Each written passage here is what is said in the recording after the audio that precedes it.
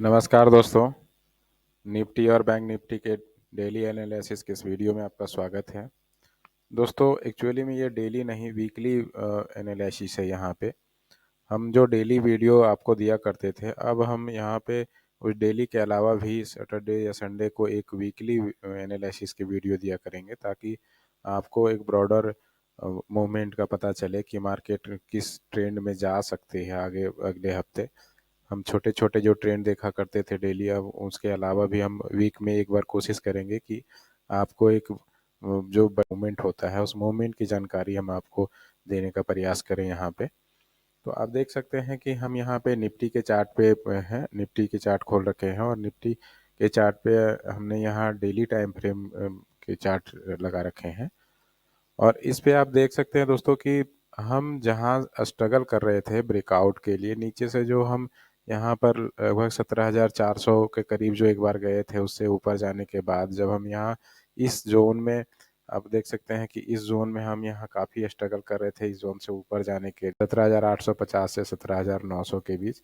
तो इस जोन में जब हम काफ़ी स्ट्रगल कर रहे थे, यह कई दिनों के बाद एक ब्रेकआउट देखने को मिला। और ब्रेकआउट होने के बाद फिर आप देख सकते हैं कि अभी जो हमारा जो आप देख सकते हैं कि एक दिन हम ऊपर रहे, दूसरे दिन हम नीचे आ गए हैं। और अब जहाँ ब्रेकआउट हुआ था हमारा जिस एरिया में, उसी एरिया में हम फिर एक बार आकर के खड़े हो गए हैं।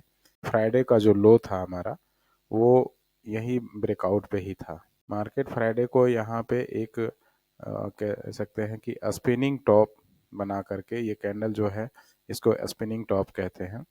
तो स्पिनिंग टॉप कैंडल बना करके गई है। स्पिनिंग टॉप की खासियत ये होती है दोस्तों कि स्पिनिंग टॉप में बॉडी जो होती है छोटी होती है और दोनों साइड के वीक लगभग एक समान होती है, ज़्यादा बड़ी या छोटी नहीं होती है। लगभग दोनों साइड की जो वीक होती है वो लगभग बराबर ही होती है। और यहाँ पे जो कैंडल बना के गई है ये स्पिनिंग टॉप है। अब हम देखते हैं दोस्तों कि ये मार्केट जो नीचे आई है तो ये कहाँ तक और जा सकती है। और तो आप देखिएगा कि जब हम ऊपर से एक ये ट्रेंड लाइन खींचते हैं डेली टाइम फ्रेम पे, तो डेली टाइम फ्रेम पे यहाँ पे जब हम एक ट्रेंड लाइन खींचते हैं तो हमें पता चलता है कि मार्केट जो है वो ब्रेकआउट होने के बाद यहाँ पर एक तरह से कह सकते हैं कि हम नीचे नहीं आए हैं बल्कि रीटेस्ट के लिए आए हैं। आप देखिएगा कि जो बार बार यहाँ से ऊपर से मार्केट इस जोन से आती थी और फिर नीचे आने के बाद जब दोबारा ऊपर जाने का प्रयास करती थी, तो अब देखिएगा कि कई बार मार्केट इसी ट्रेंड लाइन से प्रॉफिट बुकिंग आना शुरू हो गया और मार्केट नीचे की ओर चली आई है। यहाँ भी ऐसा ही हुआ है। और जब यहाँ पे फाइनली आप देख सकते हैं कि इस जोन में जब यहाँ पे ब्रेकआउट हुआ है, तो ब्रेकआउट होने के बाद यहाँ से फिर मार्केट फिर दोबारा यहाँ इसी जोन में आ गई है। रीटेस्ट के लिए अक्सर आती है और जब रीटेस्ट के लिए आती है और यहाँ से फिर हम ऊपर की ओर निकलते हैं, तो हमारा ट्रेंड एक बार कंफर्म हो जाता है कि हम अब यहाँ से ऊपर की साइड चलेंगे। और जो ये स्पिनिंग टॉप जो बना के गई है मार्केट में फ्राइडे को जो स्पिनिंग टॉप बना है दोस्तों, ये एक तरह का रिवर्सल कैंडल होता है। अगर हम यहाँ से गैप डाउन नहीं खुलते हैं और यहीं खुल करके अगर हम एक बार इस कैंडल के ऊपर निकल जाते हैं, तो हमारा ये कंफर्म हो जाता है कि हम एक बार बुल फेज की स्टार्ट यहाँ हो चुकी है और हम यहाँ से अब ऊपर की ओर ही जाएंगे।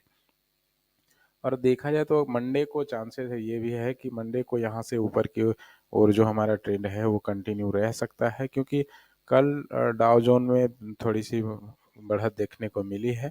पर अभी जो कि 2 दिन होते हैं, सैटरडे संडे, इसमें इसके बीच में अगर कोई न्यूज़ आ जाती है कुछ ऐसा मार्केट में, तो फिर नहीं कहा जा सकता है। लेकिन जो अगर टेक्निकल एनालिसिस के आधार पर कहें तो ये एक रिवर्सल कैंडल है और यहाँ से अगर इस कैंडल को तोड़ करके ऊपर की ओर मार्क एक बार प्राइस चली जाती है, तो हम ये मान के चलेंगे कि जो मार्केट में ब्रेकआउट हुआ था वो रीटेस्ट होने के बाद अब जो कंफर्मेशन हो चुका है हमारे पास ऊपर जाने के लिए, तो हम यहाँ से ऊपर की ओर निकलेंगे। यहाँ पे दोस्तों एक बार हम चलते हैं हावरली टाइम फ्रेम पे। आप हावरली टाइम फ्रेम पे भी आप देखिएगा कि यहाँ पे जो कैंडल बना के गई है मार्केट में, 2 कैंडल यहाँ हैमर के टाइप से बना के गई है। और इस कैंडल को बोलते हैं, ये दोनों हैमर हैं और दोनों को मिला करके ये एक जो कहते हैं ये बुलिश कंफर्मेशन कैंडल होती है। इसे ट्विंजर बॉटम कहते हैं। यहाँ से जो मार्केट आई तो यहाँ नीचे ट्विंजर बॉटम, हालांकि ट्विंजर बॉटम के दोनों के जो लोअर एरिया होते हैं वो लगभग बराबर होते हैं। यहाँ भी बराबर जैसा है पर हल्का अप डाउन है, तो फिर भी हम इसको ट्विंजर बॉटम ही मान सकते हैं। और यहाँ से इस जो लास्ट वाली जो कैंडल बनी है कल, मतलब फ्राइडे को शाम को जो बना करके कैंडल गई है, उस कैंडल से अगर हम यहाँ से एक बार इस कैंडल को पार कर जाते हैं, इसके टॉप के ऊपर निकल जाते हैं, तो एक बार कंफर्मेशन आ जाएगा हमारे पास कि हम अब ऊपर की ओर निकल रहे हैं और हम फिर आराम से इसमें ट्रेड ले सकते हैं। दोस्तों अगर हम यहाँ से ऊपर की ओर अगर एक बार चल देते हैं, तो हमारे पास जो ऊपर के रेजिस्टेंस एरिया होंगे वो होंगे, पहला जो हमारा रेजिस्टेंस एरिया होगा वो होगा 18,035 का, और दूसरा जो हमारे पास रेजिस्टेंस एरिया है वो है 18,135 का, और तीसरा जो हमारे पास जो होगा रेजिस्टेंस एरिया, जो फाइनल हमारा जो टारगेट होगा इस हफ्ते का, वो होगा 18,265। बात करते हैं सपोर्ट की। तो अगर हम सपोर्ट की बात करें तो दोस्तों यहाँ पे जो सपोर्ट निकल के आ रहे हैं, जो सपोर्ट निकल के आ रहे हैं वो हमारा पहला सपोर्ट जो है वो है 17,780 का। दूसरा जो सपोर्ट एरिया है वो है हमारा 17,650 का। और तीसरा जो हमारे पास जो फाइनल सपोर्ट एरिया है, जो लास्ट टारगेट है हमारा इस हफ्ते का, वो है 17,425 का। दोस्तों अब हम यहाँ पे चलते हैं बैंक निफ्टी के चार्ट पे। आप देख सकते हैं दोस्तों कि हम आ गए हैं यहाँ पर एक बार बैंक निफ्टी के चार्ट पे, और बैंक निफ्टी में भी लगभग वही सेम सिनेरियो रहा है। मार्केट एक बार यहाँ से ब्रेकआउट होने के बाद फिर नीचे रिटेस्ट के लिए आई है, लेकिन हम निफ्टी के जैसे यहाँ नहीं है। निफ्टी में जो हम ऊपर से जो नीचे आए थे तो इसी ट्रेंड लाइन पे आकर के रुक गए थे, लेकिन बैंक निफ्टी में थोड़ी गिरावट ज़्यादा देखने को मिली है।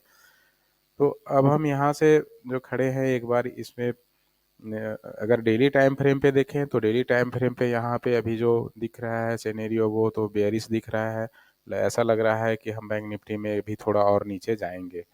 लेकिन अगर हम यहाँ पे हावरली पे चलते हैं, हावरली के टाइम फ्रेम पे चलते हैं, तो आप हावरली टाइम फ्रेम पे आप देख सकते हैं कि यहाँ पे जो कैंडल एक बना के गई है मार्केट में, वो यहाँ पे है आप हैमर कैंडल। और हैमर कैंडल जो होती है वो बुलिश इंडिकेशन होती है।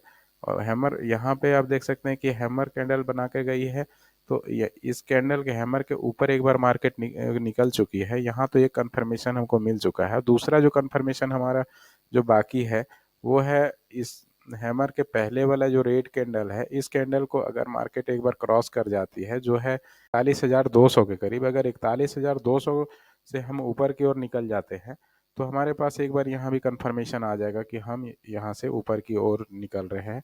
और जनरली ऐसा देखा जाता है कि निफ्टी और बैंक निफ्टी में जो चाल होती है वो दोनों एक जैसी होती है। हालांकि थोड़ी कभी कभार दोनों में थोड़ा डिफरेंट दिखता है, लेकिन ज़्यादातर ऐसा होता है कि हम अगर एक निफ्टी में बुल रन की ओर जा रहे हैं तो बैंक निफ्टी में बेयरिश नहीं रह सकते हैं। थोड़ी बहुत चाल स्लो रह सकती है, पर लगभग लगभग हम लोग दोनों जगह सिनेरियो बराबर दिखते हैं हमें। तो अगर निफ्टी, चूँकि दोस्तों यहाँ पे आप देख सकते हैं कि निफ्टी में जो है वो पूरी तरह से चार्ट अभी तक तो पॉजिटिव लग रही है। बैंक निफ्टी में थोड़ी नेगेटिव लग रही है चार्ट, लेकिन ऐसा भी हो सकता है कि दोनों में अगर तालमेल ना हो तो हम अगले सप्ताह एक साइडवेज जोन में जा सकते हैं, क्योंकि अक्सर ऐसा होता है कि जब भी निफ्टी और बैंक निफ्टी में दोनों में एक जैसे चाल ना हो तो हम साइडवेज जाने के चांसेस होते हैं, क्योंकि बैंक निफ्टी का वेटेज जो है निफ्टी में वो काफ़ी है। और अगर बैंक निफ्टी नीचे रहती है तो निफ्टी फिर और जो अदर शेयर है वो चलेंगे भी, स्टॉक चलने के बावजूद भी बहुत ऊपर नहीं जाएगी। तो ऐसे में मार्केट में एक साइडवेज जो ट्रेंड है वो देखने को मिल सकता है। निफ्टी साइडवेज रह सकती है और बैंक निफ्टी में हल्की गिरावट देखने को मिल सकती है। लेकिन अगर यहाँ बैंकिंग सेक्टर थोड़े चलते हैं और एक बार यहाँ कंफर्मेशन आ जाने के बाद अगर ऊपर की ओर निकलते हैं तो फिर हम निफ्टी में एक बड़ी चाल देख सकते हैं। तो दोनों चार्ट को एक बार आप अच्छे से मार्केट में ट्रेड लेने से पहले एक बार देख लीजिएगा, उसके बाद ही किसी तरह का ट्रेड लीजिएगा।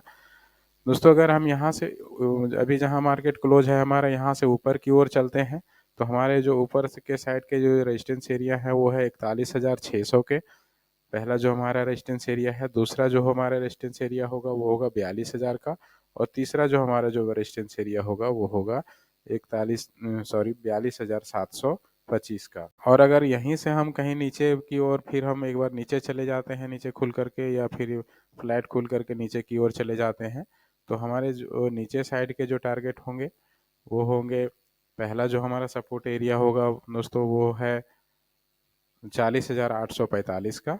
सकते हैं कि फ्राइडे को जो लो बना के मार्केट गई थी, ये हमारा पहला सपोर्ट एरिया होगा। दूसरा जो हमारे पास सपोर्ट एरिया है वो है 40,170 का। और तीसरा जो हमारे पास सपोर्ट एरिया है वो है 39,500 का। दोस्तों ये हम बड़े टाइम फ्रेम पे वीकली एनालिसिस कर रहे हैं, इसलिए इसमें सपोर्ट रेजिस्टेंस जो है वो थोड़े बड़े हैं, लंबे टारगेट दिए गए हैं। ये डेली में गलती ये ना करें कि इसको डेली का मान करके और हम फिर इसके हिसाब से ट्रेड ले करके हम इत्मीनान हो जाएं एक बार कि चलिए अब हमें जो नेक्स्ट टारगेट है वहाँ तक रुके रहना है, तो ऐसा नहीं हो सकता है। डेली में अगर छोटे टाइम फ्रेम में अगर आपको ट्रेड लेना है तो आप जो हमारे पिछले वीडियो है था उसको आप एक बार देख लीजिएगा डेली एनालिसिस का। ये वीकली एनालिसिस है, हम इसमें एक बार बड़े टाइम फ्रेम पे जो ट्रेंड रहने वाले हैं उसके उसके बारे में डिस्कशन करते हैं। और अब अगली बार से आपको हर सप्ताह एक बड़े टाइम फ्रेम पे आपको एक वीडियो मिले करेंगे, सैटरडे या संडे को। दोस्तों आप इसके हिसाब से एक बार अपना जो भी एनालिसिस है वो कर लें और सपोर्ट रेजिस्टेंस को एक बार लिख लें और फिर आप ट्रेड करें तो आपको सुविधा होगी। दोस्तों अगर वीडियो अच्छी लगे तो वीडियो को लाइक और शेयर कर दें और चैनल को सब्सक्राइब कर दें। धन्यवाद दोस्तों।